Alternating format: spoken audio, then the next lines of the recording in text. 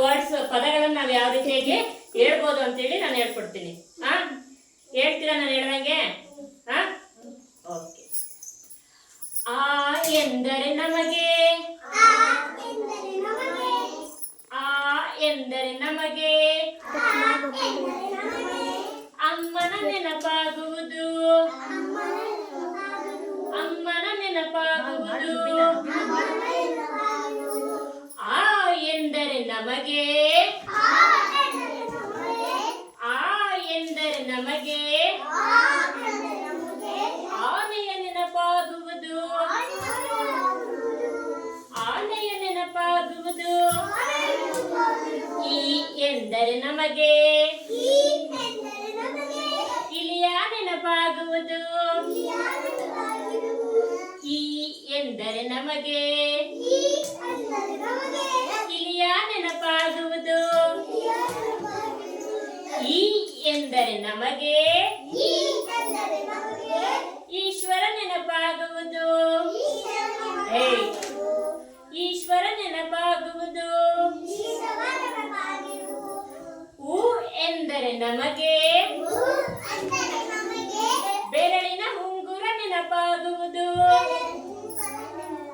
ಜೋರಾಗಿ ಹೇಳ್ಬೇಕು. ಉ ಎಂದರೆ ನಮಗೆ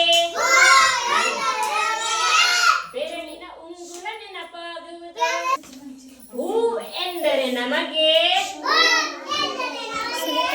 ಊಟದ ನೆನಪಾಗುವುದು, ಉ ಎಂದರೆ ನಮಗೆ ನೆನಪಾಗುವುದು. ರು ಎಂದರೆ ನಮಗೆ ಋಷಿಯ ನೆನಪಾಗುವುದು, ರು ಎಂದರೆ ನಮಗೆ ಋಷಿಯ ನೆನಪಾಗುವುದು. ಎ ಎಂದರೆ ನಮಗೆ, ಎ ಎಂದರೆ ನಮಗೆ ಎಲೆಯ ನೆನಪಾಗುವುದು, ಎ ಎಂದರೆ ನಮಗೆ ಎಲೆಯ ನೆನಪಾಗುವುದು. ಎ ಎಂದರೆ ನಮಗೆ ಏಣಿಯ ನೆನಪಾಗುವುದು,